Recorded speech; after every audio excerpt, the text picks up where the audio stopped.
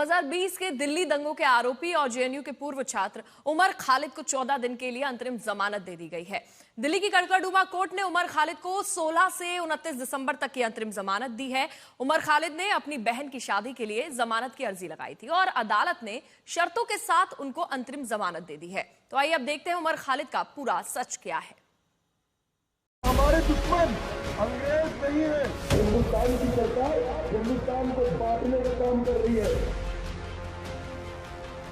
ये वही उमर खालिद है जिस पर साल 2020 फरवरी में हुए दिल्ली दंगों की साजिश रचने का आरोप है।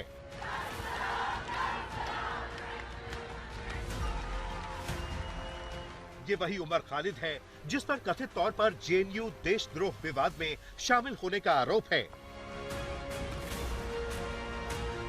5 साल से उमर खालिद जेल में बंद है और अब उमर खालिद को एक बड़ी राहत मिली है।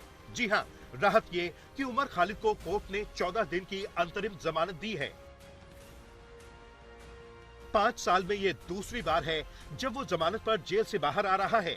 उमर खालिद ने दिल्ली की कड़कड़डूमा कोर्ट में अपनी बहन की शादी में शामिल होने के लिए जमानत याचिका लगाई थी, जिसे कोर्ट ने मंजूर कर लिया है। उमर खालिद ने अपनी अर्जी में कहा था कि 27 दिसंबर को उसकी बहन की शादी है। ऐसे में परिवार की रस्में और तैयारियों के लिए उसका वहां मौजूद रहना जरूरी है।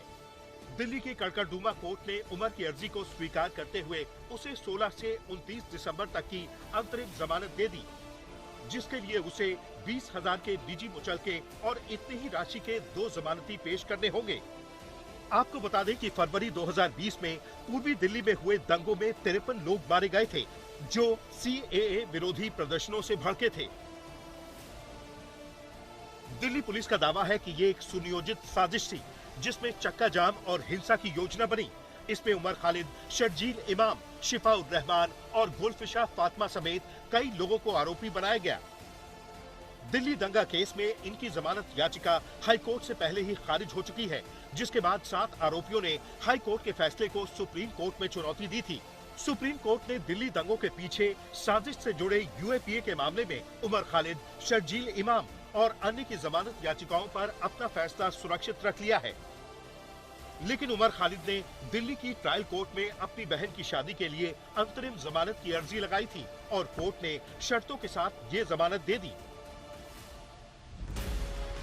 उमर खालिद को निर्देश दिया गया है कि वो दिल्ली दंगा केस के किसी भी चश्मदीद या अन्य किसी व्यक्ति से संपर्क नहीं करेगा। उसे अपना मोबाइल नंबर भी जांच अधिकारी को देने और उसे पूरी अंतरिम जमानत की अवधि तक ऑन रखने का निर्देश है। इस दौरान खालिद को सोशल मीडिया भी इस्तेमाल नहीं करना है। इस दौरान उमर को सिर्फ अपने परिवार, रिलेटिव्स और दोस्तों से मिलने की इजाजत है। कोर्ट ने उमर खालिद को उसके घर या उन जगहों पर रहने की इजाजत दी है जहां शादी की रस्में होगी। संजय शर्मा, दिल्ली आज तक।